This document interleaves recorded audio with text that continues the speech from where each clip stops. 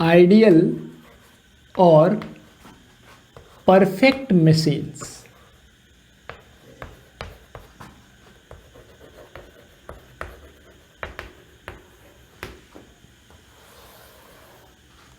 अब ये हमारा नेक्स्ट कॉन्सेप्ट है इस चैप्टर में, आइडियल और परफेक्ट मशीन। ठीक है, अब आइडियल और परफेक्ट मशीन कहने का मतलब क्या होता है? कोई भी मशीन को क्या हम लोग आइडियल मशीन कह सकते हैं? बिल्कुल नहीं। आइडियल मशीन का जो कॉन्सेप्ट है वो एक तरह से हम लोग कह सकते हैं कि वो अनअचीवेबल है। क्यों?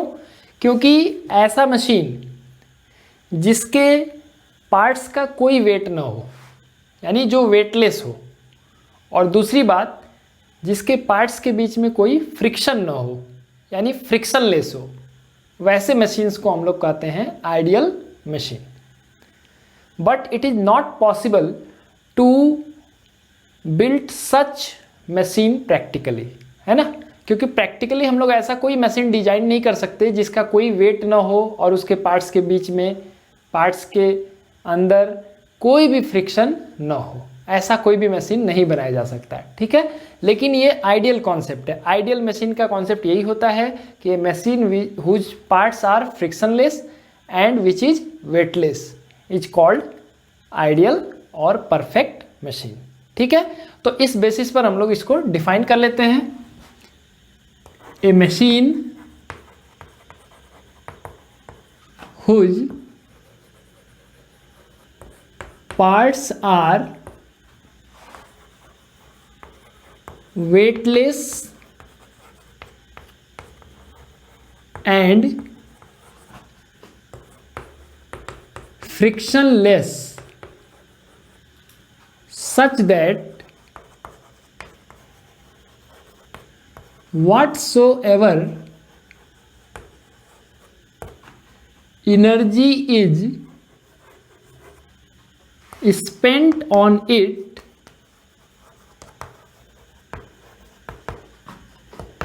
same is the energy produced by it। ठीक है, यानी दो बात इसमें इंपॉर्टेंट है, weightless and frictionless. If A machine is weightless and frictionless such that whatsoever energy is spent on it, it means what is the amount of energy we are expending on the machine, the same amount of energy will be produced by the machine, or we can say input will be equal to the output। जो भी हमारा input work है उतना ही हमको output work मिलेगा, उसमें किसी भी तरह का कोई डिक्रीमेंट दिखाई नहीं देगा। ठीक है, यानी जितना एनर्जी हम लोग मशीन पर वर्क करने के लिए खर्च करेंगे उतना ही एनर्जी, उतना ही वर्क वो मशीन आउटपुट के रूप में हमें देगा। ऐसे मशीन को हम लोग कहते हैं आइडियल मशीन और ए परफेक्ट मशीन। ठीक है, यानी हम लोग कह सकते हैं वेटलेस और फ्रिक्शनलेस है तो इसका इफेक्ट क्या पड़ेगा? हमने आपको बताया था कि total load is equal to capital L is equal to होता है स्मॉल एल प्लस एक्स। ठीक है, और स्मॉल एल क्या है? This is useful load and X is the load due to friction and weight of machine। ये जो x है it is load due to friction and weight of machine। So if we consider this case for an ideal machine, then in that case the value of x will be 0 because ideal machines are weightless and frictionless। So for an ideal machine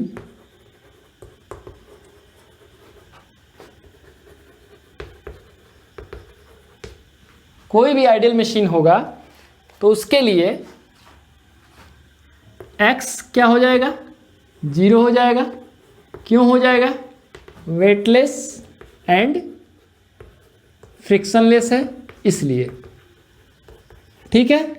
इसलिए यहाँ पर जो हम लोग लिख रहे हैं capital L is equal to L plus X, ये x की वैल्यू 0 हो जाएगी, तो इसका मतलब total load is equal to useful load, यानी total load L is equal to useful load small l, या हम कहें simply capital L is equal to small l, ठीक है। ये एक सिंपल सा कॉन्सेप्ट होगा हमारा कि कोई भी मशीन जो आइडियल मशीन है या परफेक्ट मशीन है, तो उसका कहने का मतलब ये हुआ कि उस मशीन के पार्ट्स में कोई फ्रिक्शन नहीं है और उस मशीन के पार्ट्स का कोई वेट नहीं है, but practically it is not possible to prepare such a device, ठीक है ना। वैसा कोई मशीन, वैसा कोई डिवाइस हम लोग बना नहीं सकते, ये बस एक हाइपोथेटिकल कॉन्सेप्ट है, ठीक है। अच्छा, इसका इफेक्ट क्या पड़ेगा? हम लोगों ने जाना था कि मैकेनिकल एडवांटेज जो था उसको दो फॉर्म में मैंने बताया आपको, एक आइडियल मैकेनिकल एडवांटेज और दूसरा मैंने बताया था actual mechanical advantage. Ideal mechanical advantage में मैं क्या लिख रहा था? टोटल लोड अपॉन एफर्ट, और इसको क्या लिख रहे थे? यूजफुल लोड अपॉन एफर्ट, ठीक है।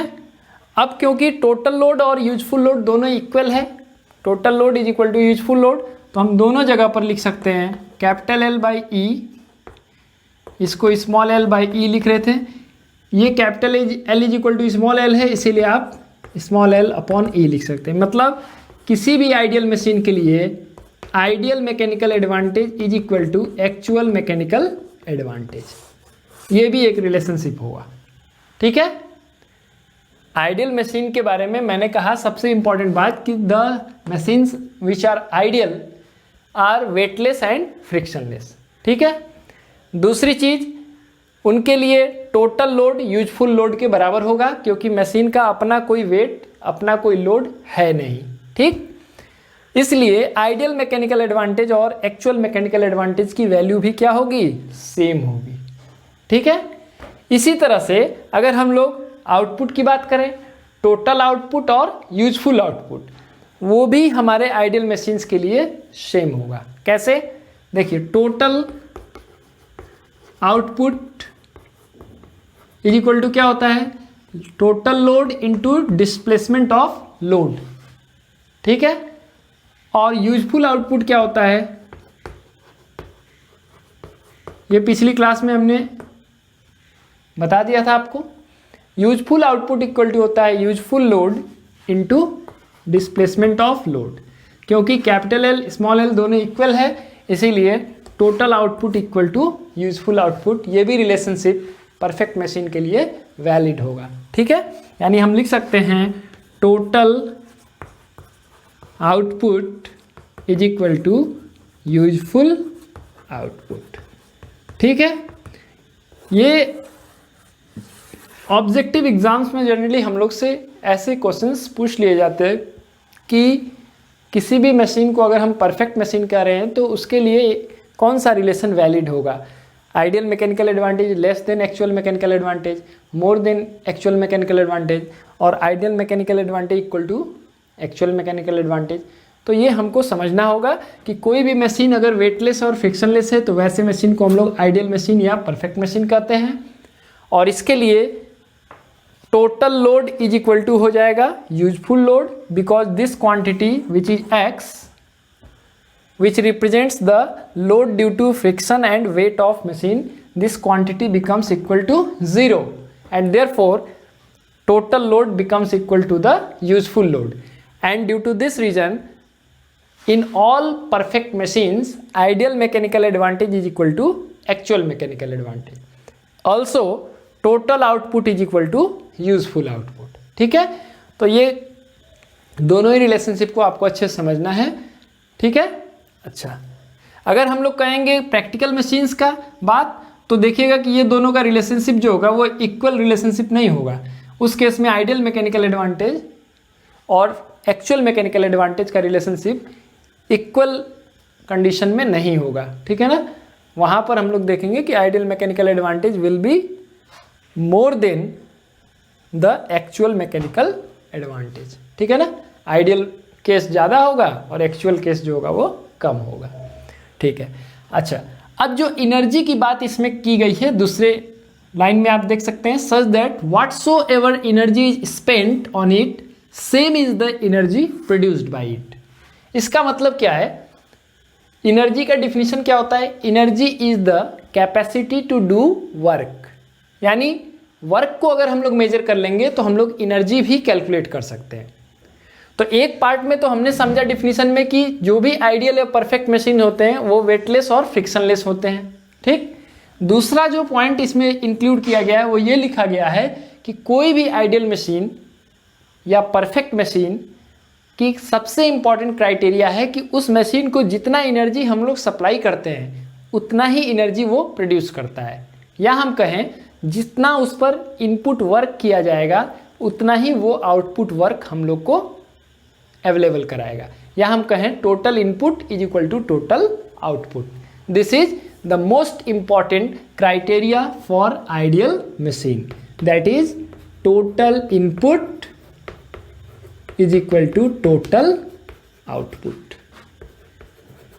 ठीक है, total input is equal to total output.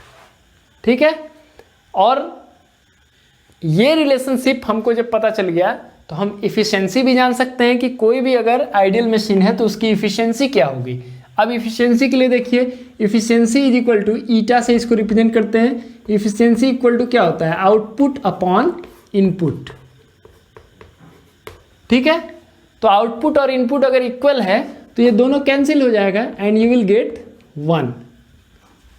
ठीक है, यानी सिंपल सा एक बहुत ही आसान सा कंक्लूजन हमको मिल रहा है किसी भी आइडियल मशीन के लिए कि ideal machines are those machines whose parts are weightless and frictionless and the total energy spent on the machine is equal to the total energy produced by the machine. ये तो हमारा definition हो गया।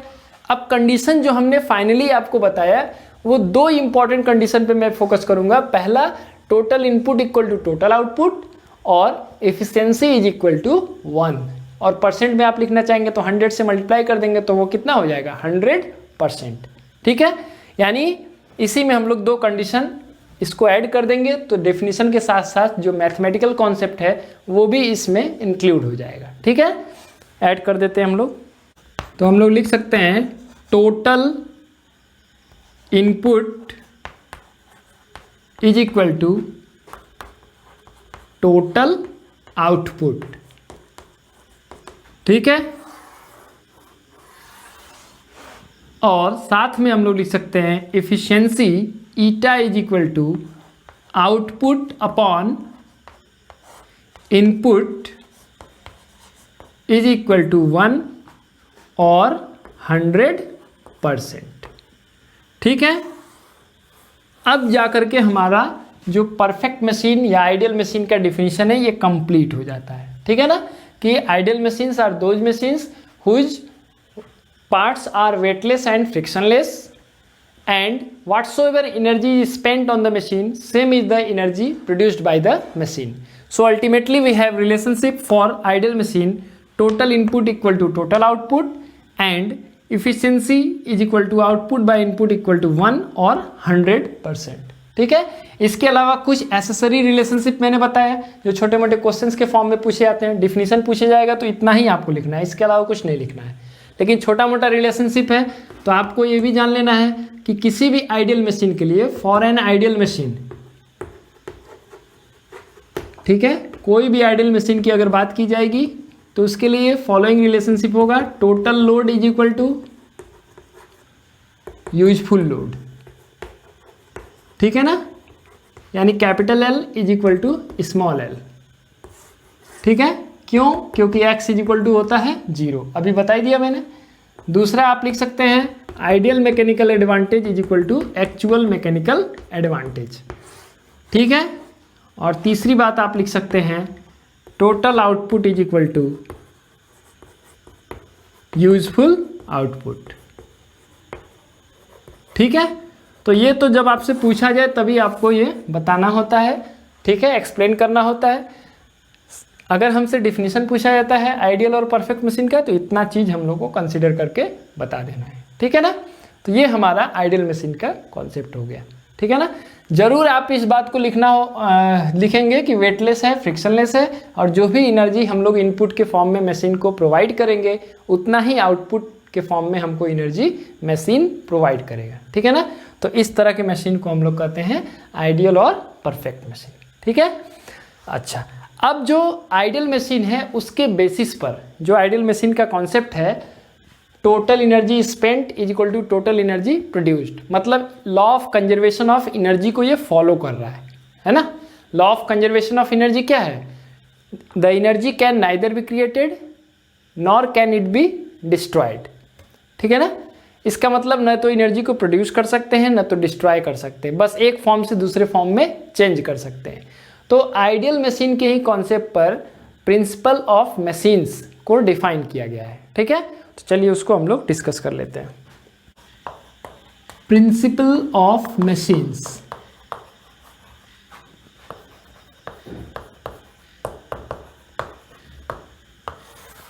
Now according to law of conservation of energy,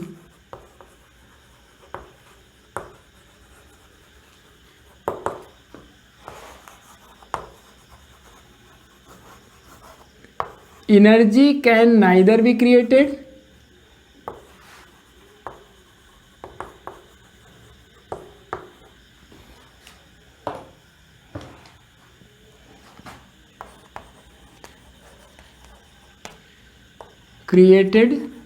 nor can it be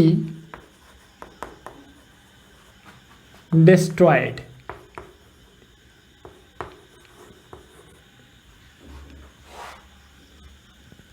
So, for an ideal machine,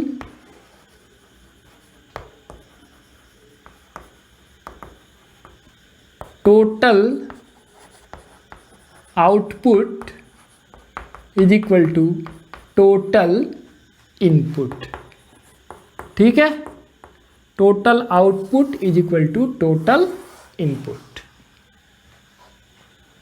किसी भी machine को अगर हम कह रहे हैं कि वो आइडियली बिहेव कर रहा है, मतलब आइडियल मशीन की तरह बिहेव कर रहा है, तो वो इस रिलेशनशिप को फॉलो करेगा, law of conservation of energy को फॉलो करेगा, total output is equal to total input, ठीक है। या हम कहें टोटल आउटपुट का मतलब क्या हुआ? आउटपुट मतलब हो गया load into distance travelled by load, load into displacement of load, लिख दे डिस्प्लेसमेंट ऑफ लोड, और ये हो गया आपका क्या? Effort into displacement of effort. इस फॉर्म में भी लिख सकते हैं, ठीक है ना। L into small D is equal to E into capital D, इस फॉर्म में भी लिख सकते हैं, ठीक है। या फिर हम कह सकते हैं जो आउटपुट होता है it is work done by the machine, so total work done by the machine is equal to total work done on the machine, ठीक है।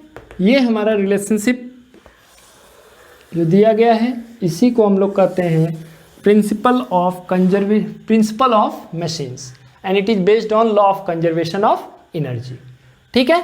यानी तीन तरह से, ये तरीका एक हो गया total output equal to total input, दूसरा ये हो जाएगा load into displacement of load is equal to effort into displacement of effort, ठीक है। क्योंकि हम लोग आउटपुट ये क्या है? वर्क है, total output work equal to total input work, और वर्क इज इक्वल टू क्या होता है? Force into displacement. तो उसी फॉर्म में हम लोग इसको रिप्रेजेंट कर सकते हैं। और ये जो आउटपुट होता है it is work done by the machine and input is work done on the machine. So similarly we can write another formula which is total work done by the machine is equal to total work done on the machine. ठीक है, ये principal of machine है। अब जो है इस relationship को अगर हम यूज करें तो एक रिलेशनशिप और हम लोग जान सकते हैं किसी भी आइडियल मशीन के लिए। ठीक है, तो चलिए मैं इसको यूज करता हूँ। So load into displacement of load is equal to effort into displacement of effort. ठीक है, अब जो है इसको हम लोग ऐसे लिख सकते हैं, load upon effort is equal to displacement of effort upon displacement of load. ठीक है, यहाँ मैं इस टर्म्स को और क्लियर कर दूं, दिस इज टोटल लोड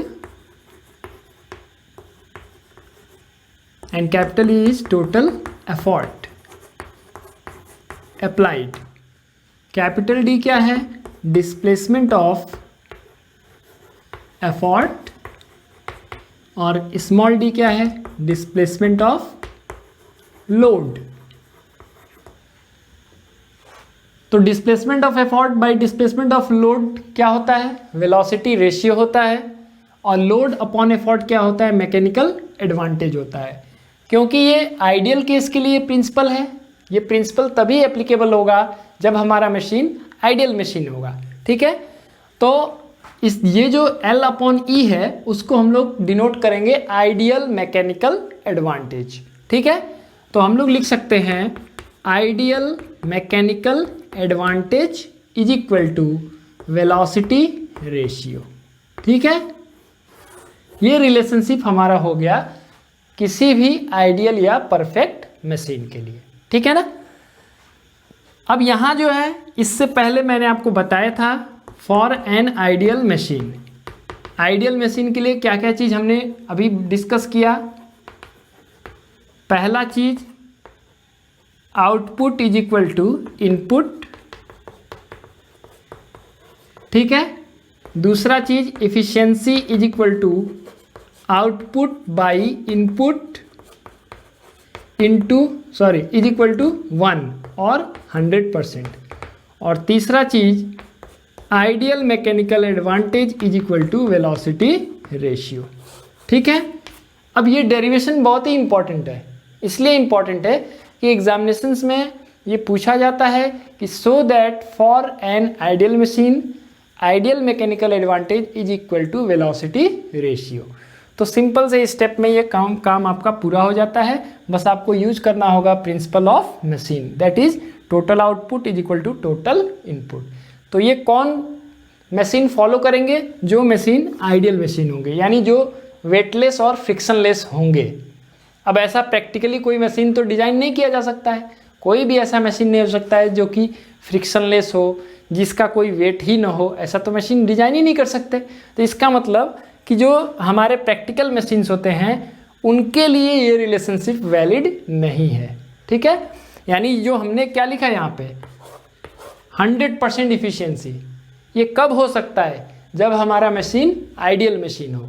ठीक है, यानी आइडियल मशीन की इफिशियंसी 100% होगी।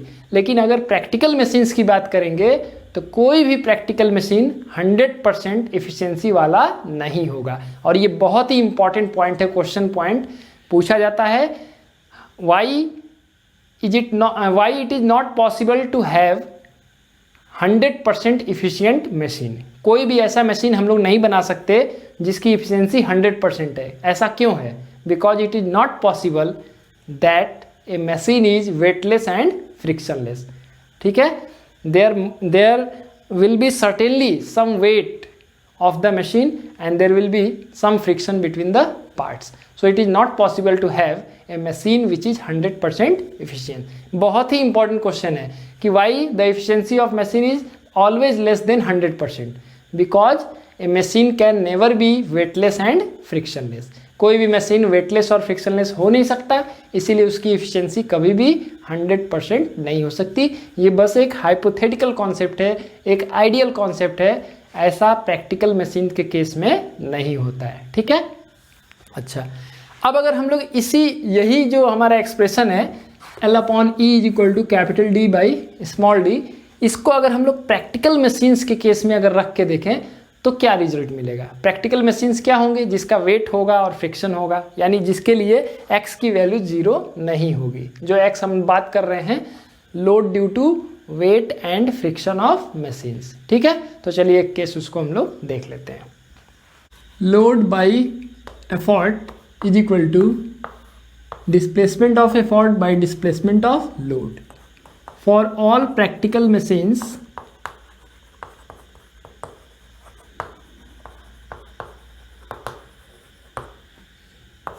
total load is equal to useful load plus x। तो L आपका हो गया टोटल लोड, स्मॉल l हो गया आपका यूजफुल लोड और x हो गया load due to weight and friction of machine. खुद मशीन का जो वेट है और फ्रिक्शन है उसकी वजह से जो लोड है उसको हम लोग x से रिप्रेजेंट कर रहे हैं। तो इसमें हम लोग इसको रख दें, ये हो गया small l plus x upon E is equal to हो जाएगा capital D by small d and this value will be equal to velocity ratio. तो ये हो जाएगा capital L upon E, separate कर दें इसको, plus x upon E is equal to velocity ratio. ये देखिए L अपॉन ई क्या होता है, यूजफुल लोड है। ये आपको मैंने पहले ही बताया था कि actual mechanical advantage is equal to होता है यूजफुल लोड अपॉन एफर्ट, यानी स्मॉल l अपॉन ई। तो इसके जगह हम लोग लिख देंगे actual mechanical advantage is equal plus x upon E is equal to velocity ratio. ये उधर जाएगा सब्ट्रैक्ट हो जाएगा, x upon E is equal to हो जाएगा velocity ratio minus actual mechanical advantage. ठीक है, अब आप देखिए वेलोसिटी रेशियो का रिलेशनशिप किससे है, आइडियल मैकेनिकल एडवांटेज से। ये हमने आइडियल केस के लिए निकाला था कि velocity ratio is equal to क्या होता है, आइडियल मैकेनिकल एडवांटेज। अब किसी भी मशीन के लिए वेलोसिटी रेशियो जो है ये कांस्टेंट क्वांटिटी है जब तक मशीन का डायमेंशन नहीं चेंज किया जाएगा, यानी लंबाई चौड़ाई ऊंचाई जो मशीन की है वो जब तक नहीं चेंज होगी तब तक वेलोसिटी रेशियो चेंज नहीं होता है। मैकेनिकल एडवांटेज चेंज हो सकता है लेकिन velocity ratio is a constant quantity for a machine, it does not change till the dimension of machine is fixed. So we can put the value of velocity ratio which is equal to ideal mechanical advantage. तो यहाँ velocity ratio की जगह हम लोग लिख देंगे ideal mechanical advantage. So you will get x upon e is equal to ideal mechanical advantage minus actual mechanical advantage and x is equal to हो जाएगा e into ideal mechanical advantage minus actual mechanical advantage. This is the expression for load due to weight and friction of machine. ठीक है, ये भी derivation करने को आपको दे दिया जाता है, यानी प्रिंसिपल ऑफ मशीन पर बेस्ड दो तरह के डेरिवेशन है। एक ये वेरीफाई करने के लिए कि किसी भी आइडियल मशीन के लिए ideal mechanical advantage equal to velocity ratio होता है, और दूसरा कि कोई भी परफेक्ट मशीन के लिए तो ये केस है, लेकिन अगर प्रैक्टिकल मशीन है तो प्रैक्टिकल मशीन के लिए जो x की वैल्यू है यानी load due to weight and friction of machine, this quantity can be expressed as effort into ideal mechanical advantage minus actual mechanical advantage. ठीक है, तो ये दोनों ही डेरिवेशन बहुत ही इंपॉर्टेंट है, और साथ में आइडियल और परफेक्ट मशीन का डेफिनेशन। ठीक है ना। इसके अलावा इसमें एक और क्वेश्चन आपसे पूछा जाता है कि the efficiency of machine is always less than 100%, why. तो बहुत सिंपल सा रीजन है, it is because it is not possible to have a machine which is weightless and frictionless. कोई भी मशीन अगर वेटलेस एंड फ्रिक्शनलेस होगा तब तो 100% इफिशिएंसी होगा, लेकिन अगर वेटलेस एंड फ्रिक्शनलेस नहीं है तब उसकी इफिशिएंसी कभी भी 100% नहीं होगी, it will be always less than 100%। ठीक है, तो यही एक इम्पॉर्टेंट कॉन्सेप्ट है जो principal of machine and the concept of ideal and practical machine से रिलेटेड है। ठीक है ना, तो आप इसको अच्छे से समझ लीजिएगा। ठीक है ना, अब आगे का कॉन्सेप्ट हम लोग आगे की क्लास में डिस्कस करेंगे। Thank you.